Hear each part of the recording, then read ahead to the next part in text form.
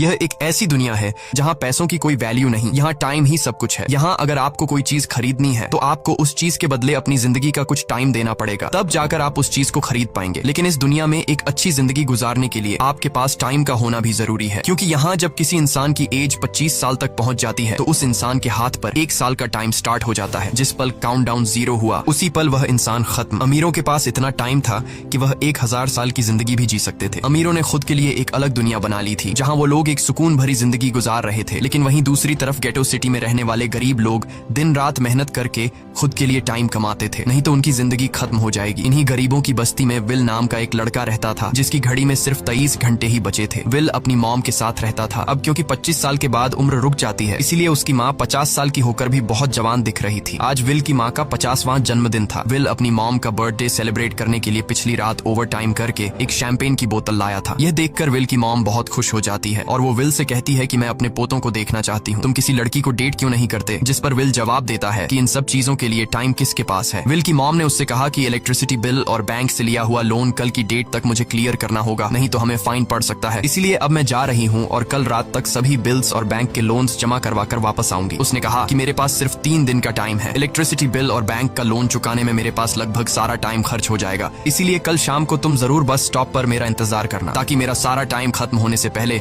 मैं तुमसे कुछ टाइम ले सकूं। इस पर विल ने कहा ठीक है, मैं टाइम पर पहुंच जाऊंगा। जाने से पहले विल की माँ विल के हाथ को छूकर उसकी बॉडी में 30 मिनट ट्रांसफर करती है ताकि विल अच्छा नाश्ता खरीद कर खा सके। इसके बाद दोनों अपने अपने काम पर निकल गए। रास्ते में विल के पास एक छोटी बच्ची आती है। वो विल को एक कैप्सूल देकर विल से उसका थोड़ा सा टाइम मांगती है। विल मुस्कुराते हुए उस छोटी बच्ची को कैप्सूल में अपनी जिंदगी का 5 मिनट का टाइम दे देता है और वह चली जाती है। यहाँ हमें पता चलता है कि यह लोग अपने टाइम को एक कैप्सूल में स्टोर भी कर सकते हैं, जिससे यह लोग कभी भी यूज और ट्रांसफर कर सकते हैं। इसके बाद विल काम के लिए फैक्ट्री पहुंच जाता है। काम शुरू करने से पहले वह कॉफी लेने जाता है, लेकिन वहाँ वह देखता है कि हर एक चीज का दाम डबल हो गया है। जहाँ पहले कॉफी 2 मिनट की मिलती थी, अब उसका प्राइस डबल होकर 4 मिनट हो चुका है। यहाँ पर कभी भी किसी चीज का भी दाम बढ़ा दिया जाता है बिना किसी अनाउंसमेंट के। ये बात विल को बहुत बुरी लगती है। मजबूरी में विल ने भी कॉफी के लिए अपनी जिंदगी के 4 मिनट पे किए और काम पर लग गया। दिन भर के काम के बाद रात के वक्त विल अपने दोस्त के साथ एक बार में जाता है। विल का दोस्त 1 नंबर का शराबी था। वह हर वक्त शराब के नशे में टली रहता। विल का दोस्त विल को इशारे में बताता है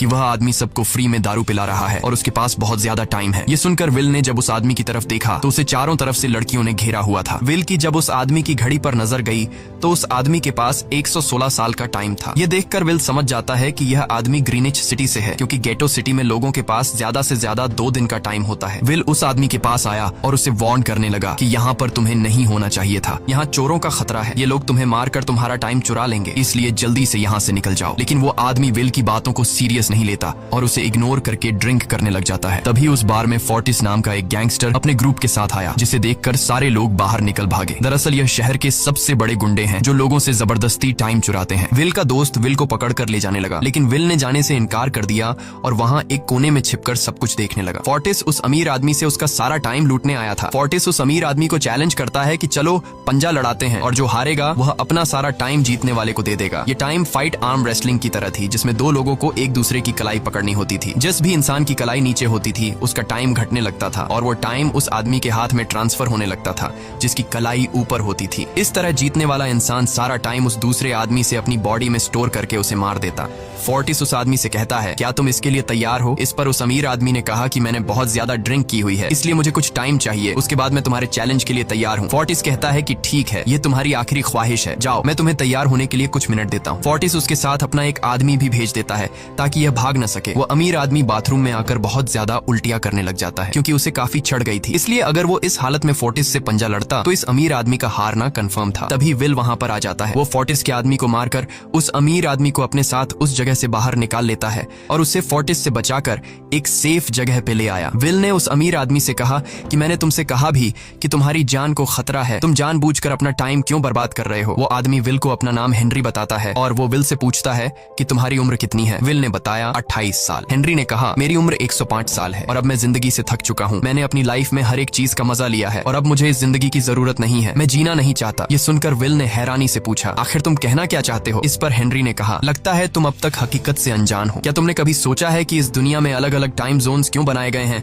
आखिर क्यों तुम्हारे टाइम जोन गेटो में किसी भी वक्त चीजों के दाम और टैक्स बढ़ा दिए जाते हैं? दरअसल महंगाई जानबूझकर बढ़ा दी जाती है ताकि गरीब लोग मरते रहें और उनकी मौत का फायदा ग्रीनविच टाइम जोन के अमीर लोगों को होता रहे। असल में ये सारा सिस्टम उन्हीं का बनाया हुआ है। जरा सोचो, वहाँ ग्रीनविच टाइम जोन में लोगों के पास जीने के लिए हजारों साल हैं, लेकिन यहाँ गेटो में तुम लोग हर रोज जीने के लिए मेहनत मजदूरी करते हो। ऐसा इसलिए है क्योंकि उन्होंने तुम्हें यह करने के लिए मजबूर किया है। वो लोग तुम लोगों को ज्यादा टाइम देना ही नहीं चाहते ताकि तुम लोग मजबूरी में उनके लिए काम करते रहो। वो लोग महंगाई बढ़ाकर तुम्हें ज्यादा से ज्यादा टाइम खर्च करने पर मजबूर करते हैं ताकि तुम्हारे टाइम से वो हमेशा की जिंदगी जी सकें। उन्होंने अपनी जिंदगी का हर एक दिन गरीबों की मौत से इकट्ठा किया है और मैं ऐसी जिंदगी बिल्कुल भी नहीं जीना चाहता जो किसी गरीब मजबूर इंसान की मौत से मिली हो। ये सब सुनकर विल समझ गया कि हेनरी बहुत ही नेक दिल इंसान है। हेनरी ने विल से आगे पूछा, अगर तुम्हारे पास मेरे जितना टाइम होता तो तुम क्या करते? विल ने मुस्कुराकर कहा कि सबसे पहले मैं बार बार टाइम को देखना छोड़ देता, क्योंकि उस वक्त भी विल के पास सिर्फ 18 घंटे होते हैं। वो सोने से पहले, सोने के बाद, खाना खाते टाइम हर वक्त अपनी घड़ी देखता रहता है, क्योंकि मुझे डर लगता है कि कहीं मेरा टाइम खत्म न हो जाए और मैं मर न जाऊं। विल कहता है कि मेरी मॉम घर संभालने के लिए बहुत ज्यादा मेहनत करती है। अगर मेरे पास तुम्हारी तरह इतना ज्यादा टाइम होता तो मैं अपनी मॉम के लिए ग्रीनविच सिटी में एक अच्छा घर खरीदता और हम दोनों वहाँ पर खुशी से जिंदगी गुजारते। इसके बाद विल ने हेनरी से कहा, आज रात हमें यहीं रुकना होगा, सुबह तक खतरा टल जाएगा, तब तुम वापस अपने घर लौट जाना। इसके बाद ये दोनों सो जाते हैं। सुबह उठकर हेनरी देखता है कि विल अभी भी सो रहा है। वो विल के पास आता है और उसके पास जितना भी टाइम होता है वो सारा का सारा विल को ट्रांसफर कर देता है और अपने पास कुछ ही मिनट बचाकर एक ब्रिज के ऊपर जाकर बैठ जाता है। विल जब नींद से जागा तो उसने देखा कि हेनरी वहां से जा चुका है। तभी हमेशा की तरह नींद से जागने के बाद विल ने अपनी घड़ी में नजर डाली। विल की घड़ी में 116 साल ऐड हो चुके थे। यह देखकर उसकी आंखें खुली की खुली रह गईं। उसे लगा कि वो अभी भी नींद में है और सपना देख रहा है। इसी दौरान विल की नजर विंडो पर पड़ी जिस पर लिखा था, मेरा टाइम बर्बाद मत करना। वो समझ जाता है कि हेनरी ने मुझे अपना सारा समय दे दिया है। तभी विल ने हेनरी को दूर एक ब्रिज के किनारे पर बैठे देखा। विल जल्दी से हेनरी की तरफ भागा, लेकिन अब बहुत देर हो चुकी थी क्योंकि हेनरी के पास अब बस कुछ ही सेकंड्स बचे थे और थोड़ी देर बाद वो एक झटके से मरकर ब्रिज से नीचे पानी में गिर गया। विल को हेनरी की मौत का बहुत ज्यादा दुख होता है। अब विल के पास 116 साल की जिंदगी थी और वो समझ जाता है कि अगर मैं यहाँ पर रहा तो लोग समझेंगे कि हेनरी को इसी ने मारा है। विल जल्दी से अपने दोस्त के पास जाता है। विल का दोस्त विल के हाथ में इतना सारा टाइम देखकर शॉक रह जाता है, जिसके बाद विल ने अपने दोस्त को दोस्ती की खातिर 10 साल का टाइम दिया। ये देखकर विल का दोस्त उसका दिल से शुक्रिया अदा करता है। विल कहता है कि यहाँ रहना मेरे लिए अब ठीक नहीं, क्योंकि इतने ज्यादा टाइम को देखते हुए मेरा टाइम छीनने के लिए कोई भी मुझे मार सकता है। अब मैं अपनी माँ के लिए ग्रीनविच सिटी में एक अच्छा सा घर खरीद सकता हूँ और वहाँ पर एक सेफ लाइफ गुजारूंगा। जिसके बाद विल अपने दोस्त को गुड बाय कहकर वहाँ से निकल जाता है और सीधा उस बस स्टॉप पर जाकर मॉम का इंतजार करने लगता है, जहाँ 2 दिन पहले उसकी मॉम ने उससे कहा था कि मैं इलेक्ट्रिसिटी का बिल और बैंक का लोन चुकाकर इस बस स्टॉप पर पहुंचूंगी। दूसरी तरफ विल की मॉम सारे लोन और बिल्स भरने के बाद घर लौटने के लिए बस में चढ़ी, पर तभी उसे पता लगा कि एक ही दिन में बस की टिकट के दाम डबल हो गए थे। पहले जहां टिकट 1 घंटे में आती थी वहीं अब प्राइस 2 घंटे हो गया था। ये देखकर विल की मॉम बहुत ज्यादा परेशान हो जाती है क्योंकि विल की मॉम के पास सिर्फ 1.5 घंटा बचा था। विल की मॉम बस ड्राइवर से रिक्वेस्ट करती है कि अगले स्टॉप पर मेरा बेटा उसे बाकी का टाइम दे देगा, लेकिन बस ड्राइवर ने साफ इनकार कर दिया और कहा कि अगर टाइम नहीं है तो फिर पैदल चली जाओ। लेकिन विल की मॉम को पता था कि अगला बस स्टॉप बहुत दूर है, अगर वह पैदल भी जाती है तो उसे पहुंचने में 2 घंटे लगेंगे। उस वक्त बस में ढेर सारे पैसेंजर्स सवार थे। विल की मॉम ने उनसे भी रिक्वेस्ट की पर किसी ने भी उनकी मदद नहीं की। इतने में ही बस वहां से निकल गई। विल की मॉम रेचल के पास ज्यादा टाइम नहीं बचा था, इसलिए वह दौड़ती हुई पैदल घर की तरफ भागने लगी। दूसरी तरफ विल अपनी मॉम के लिए फूलों का गुलदस्ता लिए बस स्टॉप पर उनका इंतजार कर रहा था, क्योंकि आज उसे अपनी मॉम का बर्थडे सेलिब्रेट करना था। बस जब उस स्टॉप पर पहुंची तो कई सारे पैसेंजर्स उतर आए, पर उनमें से विल की मॉम नहीं थी। विल यह देखकर परेशान हो जाता है और उसे समझ आ गया कि जरूर उसकी मॉम मुसीबत में है। वह उसी वक्त अपनी मॉम की तलाश में भागा। उधर रेचल के पास अब कुछ ही मिनट बचे थे। वह रास्ते में आने वाली गाड़ियों और लोगों के घरों का दरवाजा पीट पीट कर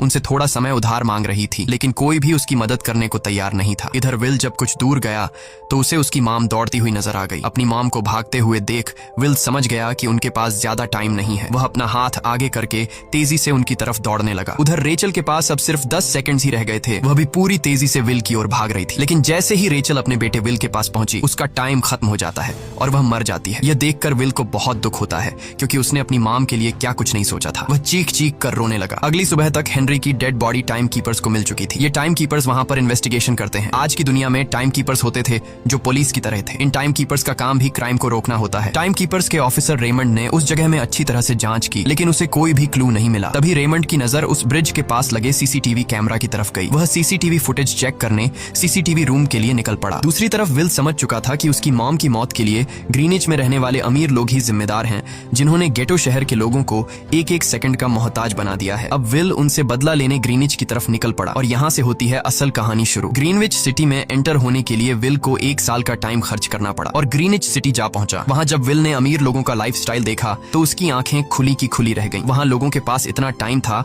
कि वो लोग मरने का नाम तक भूल गए थे। यहाँ पर अमीर लोग के बॉडीगार्ड के पास भी 100 साल से भी ज्यादा का टाइम था। ये देखकर विल गुस्से से लाल हो जाता है, क्योंकि विल जिस शहर से आया था वहाँ पर लोगों के पास सिर्फ 24 घंटे की जिंदगी थी। विल वहाँ एक महंगे होटल में रुकता है। खाना खाते दौरान एक बहुत ही खूबसूरत लड़की विल को देखती है, जैसे उसे विल पसंद आ गया हो। दूसरी तरफ टाइम कीपर रेमंड हेनरी की मौत के वक्त का सीसीटीवी फुटेज चेक कर रहा था। तभी उसे फुटेज में विल दिखाई देता है। हालांकि कैमरा ने हेनरी को ब्रिज से गिरते हुए रिकॉर्ड नहीं किया था, लेकिन उस फुटेज में विल ब्रिज के पास खड़ा नजर आ रहा था, जिससे रेमंड को विल पर शक होने लगा। इसलिए रेमंड ने अपनी टीम को विल के बारे में जानकारी इकट्ठा करने को कहा। रिसर्च के दौरान टाइम कीपर्स को यह बात पता चल जाती है कि विल नाम का एक आदमी बहुत सारा टाइम खर्च करके ग्रीनविच सिटी में एंटर हो गया है, जिससे रेमंड को यह बात कंफर्म हो जाती है कि विल ने ही हेनरी को मारा है। रेमंड उसी वक्त अपनी टीम के साथ ग्रीनविच शहर की ओर रवाना हो गया। दूसरी ओर ग्रीनविच शहर में विल एक कैसीनो में आया, जहाँ कुछ अमीर लोग पोकर खेल रहे थे। विल भी उनके साथ बैठ जाता है। एक नए आदमी को देखकर ये लोग उस पर हंसने लगते हैं, लेकिन विल गैम्बलिंग में माहिर था। आज उसके लिए अमीरों से पैसे निकालने का सबसे अच्छा मौका था। विल ने फिलिप नाम के एक रईस आदमी के साथ पोकर की बाजी खेली। फिलिप यहाँ का सबसे रईस इंसान है। उसके पास खुद का एक टाइम बैंक है जो लोगों को लोन पर टाइम देता है। फिलिप के साथ उसकी डॉटर भी बैठी होती है। यह वही लड़की है जो कुछ देर पहले विल को गौर से देख रही थी। गेम जब शुरू हो जाती है तब विल अपनी लाइफ का सारा टाइम दांव पर लगा देता है और अपनी माइंड के बदौलत वो फिलिप से 1100 साल जीत जाता है। यह देखकर फिलिप की बेटी सिल्विया विल से काफी ज्यादा इम्प्रेस हो जाती है। उसने विल को कल रात अपने घर पार्टी पर इनवाइट किया। फिर अगली शाम विल एक नई नवेली कार खरीदकर फिलिप की पार्टी में जा पहुंचा। वहीं पार्टी के दौरान विल और सिल्विया डांस करने लगते हैं और सिल्विया मन ही मन विल को दिल दे बैठी। वो अपनी दिल की बात विल से करने ही वाली थी कि तभी टाइम कीपर रेमंड अपनी टीम के साथ वहां पहुंचता है और विल को पकड़ लेते हैं। विल को खूनी समझकर सिल्विया भी उससे नाराज हो गई। रेमंड ने सबसे पहले विल का सारा टाइम उससे छीनकर सिर्फ 2 घंटे दिए। उसके बाद वो विल को हेनरी के खून के इल्जाम में गिरफ्तार करने लगा। रेमंड विल से पूछता है कि तुमने हेनरी को क्यों मारा। विल उसे कहता है कि मैंने उसे मारा नहीं था, बल्कि वो खुद जीना नहीं चाहता था, इसलिए उसने मुझे 116 साल दी और बाद में उसने खुद की जान ली। लेकिन रेमंड विल की बात पर यकीन नहीं करता। विल समझ जाता है कि रेमंड मुझे हेनरी के झूठे केस में फंसाकर उम्र भर कैद के लिए मुझे जेल में डाल देगा, इसलिए वह मौका देखते ही रेमंड के आदमियों को मारकर खुद को आजाद कर लेता है और उनकी बंदूक लेकर सिल्विया को बंदी बना लिया। सिल्विया को ढाल बनाकर विल उसे साथ लेकर भाग निकला और रेमंड और उसके आदमियों को चकमा देता हुआ वापस गेटो शहर आ पहुंचा। इस दौरान विल के पास टाइम काफी कम बचा था। उसने सिल्विया से कुछ टाइम उधार मांगा, लेकिन सिल्विया ने उसे 1 सेकंड भी देने से इनकार कर दिया, क्योंकि वह भी उसे हेनरी का खूनी समझ रही थी। इसलिए वो और तेजी से गेटो शहर की तरफ कार दौड़ाता है ताकि वहां पहुंचकर किसी से टाइम उधार ले सके। जल्दबाजी में उसका ध्यान आगे सड़क पर बिछी कंटीली तारों पर नहीं पड़ता, जिससे टकराते ही विल की कार ब्रिज से नीचे गिर जाती है। इस एक्सीडेंट में विल और सिल्विया बेहोश हो गए। असल में रास्ते में वह कांटे फोर्टिस और उसकी गैंग ने बिछाए थे। फोर्टिस ने देखा कि सिल्विया के पास 10 साल का टाइम था। वो सिल्विया का सारा टाइम चुराकर वहां से निकल जाते हैं। इतने में ही विल और सिल्विया को होश आया। सिल्विया ने जब अपने हाथ की तरफ देखा तो वो परेशान हुई, क्योंकि उसके पास सिर्फ 30 मिनट ही बचे थे और विल के पास भी कुछ मिनट ही बचे थे। पर फिर भी उसने सिल्विया को अपने कुछ मिनट दिए, जिससे इन दोनों का टाइम बराबर हो गया। इसके बाद विल सिल्विया को लेकर जल्दी से अपने दोस्त के घर जाता है, जिसे उसने 10 साल दिए थे। जब उसके दोस्त की वाइफ ने दरवाजा खोला और उसने विल को देखा तो उसने विल से नाराजगी जताते हुए कहा, तुम्हारे दिए हुए 10 साल ने मेरे हस्बैंड की जान ले ली। उसने सारा टाइम शराब में उड़ा दिया, जिससे उसकी मौत हुई। ये सुनकर विल मायूस हो गया, लेकिन अब इन दोनों के पास भी ज्यादा टाइम नहीं था। अगर यह दोनों जल्दी से कुछ नहीं करते तो इनकी भी मौत पक्की थी। तभी विल ने सिल्विया के कानों में ईयरिंग देखी जो हीरे की थी। उसे बेचकर विल और सिल्विया को 2 दिन का टाइम मिल गया। इसके बाद विल सिल्विया को लेकर फोन बूथ पर आया। उसने सिल्विया के पिता फिलिप को कॉल किया और बताया कि उसकी बेटी अब तक सही सलामत है। उस वक्त रेमंड भी फिलिप के पास ही मौजूद था और विल को भी पता था कि रेमंड भी वहाँ मौजूद है। विल ने सिल्विया को छोड़ने के बदले 10,000 साल का टाइम मांगा और वो 10,000 साल टाइम बैंक के जरिए गरीब लोगों में बांटने को कहा और कल सुबह तक का टाइम दिया। हालांकि फिलिप के लिए यह रकम कुछ भी नहीं थी, पर फिलिप किसी भी कीमत पर गरीबों को टाइम नहीं देना चाहता था। इधर विल सिल्विया को अपने घर ले आया, जहाँ पर दोनों सुबह होने का इंतजार कर रहे थे। इसी दौरान सिल्विया ने विल से पूछा कि उसकी फैमिली कहाँ है। इस पर विल ने बताया कि पिछली रात ही टाइम न होने की वजह से मेरी माँ की डेथ हुई। ये सुनकर सिल्विया को बहुत बुरा लगता है और उसे एहसास होता है कि यहाँ गरीब लोग हर पल मौत के डर में जीते हैं। उन्हें एक दिन का टाइम कमाने में कितनी मेहनत करनी पड़ती है। अगली सुबह बैंक खुलते ही विल और सिल्विया खिड़की से बैंक पर नजर रखने लगे, लेकिन बैंक ने गरीबों में टाइम नहीं बांटा। सिल्विया यह देखकर बहुत मायूस हो गई कि टाइम के आगे उसके पिता के लिए अपनी बेटी की भी कोई कीमत नहीं थी। अब सिल्विया को समझ आ गया कि उसके पिता सिर्फ बिजनेसमैन नहीं है, बल्कि वो इस सिस्टम के हेड हैं। वो गरीब लोगों की मौत से अपनी जिंदगी के साल जमा करते हैं। सिल्विया को यूं मायूस देखकर विल ने उसे वापस घर भेजने का फैसला किया। वो उसे फोन बूथ पे ले आया और अपने पिता को कॉल करके अपने लिए मदद बुलाने को कहा। इस दौरान विल सिल्विया को वेपन भी दे देता है ताकि वो खुद की हिफाजत कर सके। इधर सिल्विया फोन पर अपने पिता से बात कर रही थी कि तभी टाइम कीपर रेमंड चुपके से वहां आ पहुंचा और विल पर गन तान दी। रेमंड विल पर गोली चलाने ही वाला था कि तभी सिल्विया ने रेमंड को देख लिया और घबराहट में रेमंड पर गोली चला दी। ये देख विल घबरा कर रेमंड के पास आया। हालांकि वो गोली रेमंड के हाथ को छूकर निकल गई थी। रेमंड के हाथ से बहुत खून निकल रहा था। विल ने रेमंड की घड़ी देखी। रेमंड के पास सिर्फ 2 घंटे बचे थे। दरअसल टाइम कीपर्स को भी सैलरी के तौर पर हर रोज 1 दिन का ही टाइम मिलता था। विल समझ गया कि जब तक रेमंड के पास उसके टीम वाले पहुंचेंगे तब तक रेमंड का ज्यादा खून बहने की वजह से उसकी मौत हो गई होगी। इसलिए विल रेमंड को 2 घंटे का टाइम देते हुए रेमंड की कार को लेकर वहां से निकल गया। रेमंड को गोली मारकर अब सिल्विया भी क्राइम लिस्ट में आ चुकी थी। हालांकि विल ने सिल्विया से कहा कि वो अभी इन सब से निकल सकती है, लेकिन ग्रीनिच में सिल्विया की जिंदगी पिंजरे में कैद पंछी की तरह थी। उसके पिता फिलिप ने उस पर बहुत सारी पाबंदियां लगा दी थी, पर यहाँ आकर उसे आजादी का एहसास हो रहा था, क्योंकि यहाँ वो अपनी मर्जी की मालिक थी और सिल्विया समझ जाती है कि यहाँ पर लोगों के साथ गलत हो रहा है। अब वह भी गरीबों को उनका हक दिलाने में विल के साथ थी। विल और सिल्विया ने मिलकर अमीरों को लूटना शुरू कर दिया। सिल्विया, जो कि ग्रीनिच सिटी के चप्पे चप्पे से वाकिफ थी, इसलिए इन दोनों ने प्लान बनाया कि वो ग्रीनिच सिटी में बैंक से टाइम कैप्सूल चुराएंगे और उनको गरीबों में बांट देंगे। सिल्विया ने सबसे पहले अपने पिता फिलिप के कई सारे बैंक्स में डाका डाला, क्योंकि फिलिप ने गरीबों की मौत से वह सारा टाइम इकट्ठा किया था। इन दोनों ने तिजोरी से सभी टाइम कैप्सूल एक बैग में पैक करके वहां से निकल गए और उन्हें गरीबों में बांटने लगे। इतनी बड़ी चोरी करने के बाद अब सरकार भी इन दोनों से तंग आ चुका था। इसीलिए सरकार ने इन दोनों के सर पर 10 साल का टाइम इनाम रख दिया। ये खबर सुनते ही गैंगस्टर फोर्टिस अब इन दोनों को कुत्ते की तरह ढूंढने लगा। लेकिन विल और सिल्विया हर रोज अपना ठिकाना बदलते रहते थे, जिससे वो किसी के हाथ नहीं आते थे। यह दोनों एक होटल में छुपे हुए थे। इनके पास टाइम की कमी तो थी नहीं, इसलिए उन्होंने पूरे होटल को ही बुक कर लिया था। फोर्टिस इन दोनों की तलाश में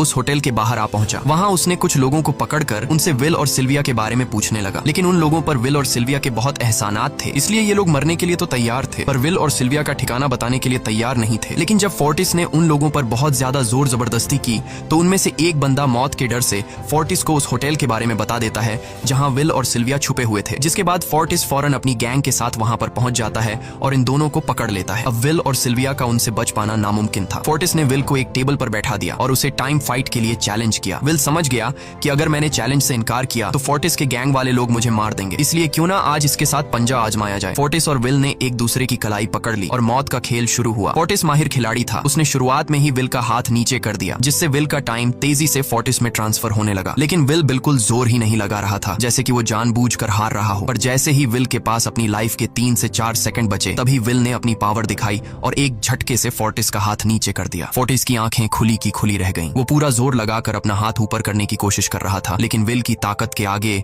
वो ढीला पड़ चुका था। ये देख फोर्टिस के आदमियों का ध्यान फोर्टिस की घड़ी पर अटक गया। अब उनका बॉस मरने वाला था। इतने में ही मौका पाकर विल ने अपने जूते से गन निकाली और पलक झपकते ही फोर्टिस के सारे आदमियों को शूट कर दिया, क्योंकि अगर वो ऐसा नहीं करता तो वो लोग उसे मार देते। इसी के साथ फोर्टिस का टाइम 0 हो गया और वह भी मारा गया। विल और सिल्विया जल्दी से वहां से भाग निकले। इसी दौरान उन्होंने देखा कि अमीरों ने सारा खेल पलट दिया था। विल और सिल्विया ने गरीबों में जितना भी टाइम बांटा था उसकी वैल्यू अब कुछ भी नहीं रही थी, क्योंकि अमीरों ने महंगाई के दर को कई गुना बढ़ा दिया था। यह देख विल हारा हुआ महसूस करने लगा और उसे लगा कि मैं कभी भी इन गरीबों को उनका हक नहीं दिला सकूंगा। उसने सिल्विया से कहा कि अब सब खत्म हो चुका है। अगर वो लोगों में 1000 साल भी बांट दें तो अमीर लोग महंगाई को और ज्यादा बढ़ा देंगे, जिससे लोगों की हालत कभी नहीं सुधर पाएगी। सिल्विया ने कहा कि कोई तो रास्ता होगा। इस पर विल ने कहा कि हमें लाखों साल चुराकर इन लोगों को देने होंगे, तब जाकर हम लोग महंगाई को कंट्रोल कर सकते हैं। हालांकि यह इतना आसान नहीं था, पर सिल्विया ने इसके लिए एक प्लान सोच रखा था। अगली ही सुबह जब फिलिप अपने बॉडीगार्ड्स के साथ ऑफिस पहुंचा, तभी सिल्विया वहां आई और उसने अपने पिता से कहा कि वो सरेंडर करना चाहती है। तब सारे गार्ड्स ने सिल्विया पर गन तान दी, लेकिन तभी वहां पीछे से गार्ड के बेस में छिपा विल वहां आ पहुंचा। उसने फिलिप के सर पर गन रखी और उसके जरिए लॉकर का दरवाजा खुलवाया। विल और सिल्विया ने फिलिप के लॉकर से एक टाइम कैप्सूल चुरा लिया, जिसमें 10 लाख साल का टाइम मौजूद था। इस टाइम कैप्सूल का एक साल गरीबों की ही मौत से आया था। विल और सिल्विया वह टाइम कैप्सूल लेकर भाग जाते हैं। इधर रेमंड को जब यह बात पता चली तो वह फौरन विल और सिल्विया के पीछे लग गया। जब रेमंड ने अपने हाथ पर घड़ी को देखा तो उसके पास 1 घंटे से भी कम टाइम बचा हुआ था। वह हेडक्वार्टर कॉल करके कहता है कि मुझे मेरी सैलरी कैप्सूल में भेज दो, मेरे पास टाइम कम है। लेकिन इससे पहले कि वह अपनी बॉडी में कैप्सूल से टाइम ट्रांसफर कर पाता, उसे विल की कार दिख जाती है और वह कैप्सूल से अपनी बॉडी में बिना टाइम ट्रांसफर किए उनके पीछे लग जाता है, क्योंकि अगर वो 10 लाख साल गरीबों को मिल जाते तो गेटो टाइम जोन का हर एक इंसान अमर हो जाता और अमीरों का बनाया पूरा सिस्टम तहस नहस हो जाता। रेमंड ने विल और सिल्विया को पकड़ने के लिए अपनी पूरी जी जान छलांग लगा दी, लेकिन वो उन्हें रोक नहीं पाया। विल और सिल्विया रेमंड को चकमा देकर गेटो शहर आ गए और वह टाइम कैप्सूल एक बच्ची के हाथों में सौंप दिया। उन्हें पता था कि रेमंड सीधा हमारे पीछे गीटो शहर पहुंचेगा, इसलिए उन्होंने इस जगह को छोड़कर एक सुनसान जगह पर चले गए। उधर उन्होंने गीटो शहर के लोगों में लाखों साल बांटकर उन्हें अमर कर दिया था, लेकिन खुद इन दोनों के पास बहुत ही कम टाइम बच जाता है। बदकिस्मती से उसी पल रेमंड ने उन्हें पकड़ लिया। रेमंड ने विल को धमकी देते हुए कहा, अगर तुम्हें अपनी जान प्यारी है तो चुराया हुआ सारा टाइम वापस कर दो। तब विल ने उसे अपनी घड़ी का समय दिखाया। विल और सिल्विया के पास कुछ ही मिनट बचे थे। विल ने रेमंड से कहा, कहीं तुम भूल तो नहीं गए? याद है जब तुम मरने वाले थे तो मैंने तुम्हें कुछ टाइम उधार दिया था। टाइम तो तुम्हें मुझे वापस करना चाहिए। यह सुनकर रेमंड को याद आया कि विल और सिल्विया को पकड़ने की जल्दी में उसने अपने टाइम पर ध्यान ही नहीं दिया। जब उसने अपनी घड़ी पर नजर डाली तो उसके पास सिर्फ 5 सेकंड ही बचे थे, जो देखते ही देखते 0 हो गए और रेमंड मारा गया। विल और सिल्विया रेमंड से तो बच गए थे, पर इन दोनों के पास भी अब सिर्फ एक मिनट ही बचा था। ऊपर से उस सुनसान इलाके में उनकी मदद करने वाला भी अब कोई नहीं था। उन्हें अपनी मौत साफ नजर आ रही थी। इन दोनों ने मायूस होकर एक दूसरे को गले लगाया और तभी विल को रेमंड की कार नजर आई। विल फौरन कार की तरफ भागा और वहां पहुंचकर उसने रेमंड की सैलरी का टाइम अपनी घड़ी में ट्रांसफर कर दिया। इसके बाद वह सिल्विया को भी टाइम देने उसकी ओर भागने लगा। सिल्विया भी तेजी से विल की ओर दौड़ रही थी। सिल्विया के पास कुछ ही सेकंड्स बचे हुए थे। यह बिल्कुल उसी तरह का पल था जिस तरह से विल ने अपनी मॉम को खोया था। विल ने अपनी मॉम को तो खो दिया था, पर सिल्विया को नहीं खोना चाहता था। विल सिल्विया के बिल्कुल करीब ही था, पर तभी सिल्विया विल की बाहों में गिर पड़ी। लकीली विल ने सही वक्त पर सिल्विया का हाथ थाम लिया था, जिससे उसकी जान बच गई। विल और सिल्विया की बदौलत अब डेटन शहर के सारे लोग अमर हो चुके थे। अब उन्हें एक घंटे कमाने के लिए फैक्ट्रीज में काम करने की जरूरत नहीं थी। वह सभी अपने सपनों को पूरा करने ग्रीनिच शहर की ओर निकल पड़े, जिससे अमीरों का बनाया सारा सिस्टम फेल हो गया। वहीं इसी के साथ यह कहानी खत्म हो जाती है। अगर आपको वीडियो अच्छी लगी हो तो हमारे चैनल को सब्सक्राइब और वीडियो को लाइक जरूर कीजिएगा।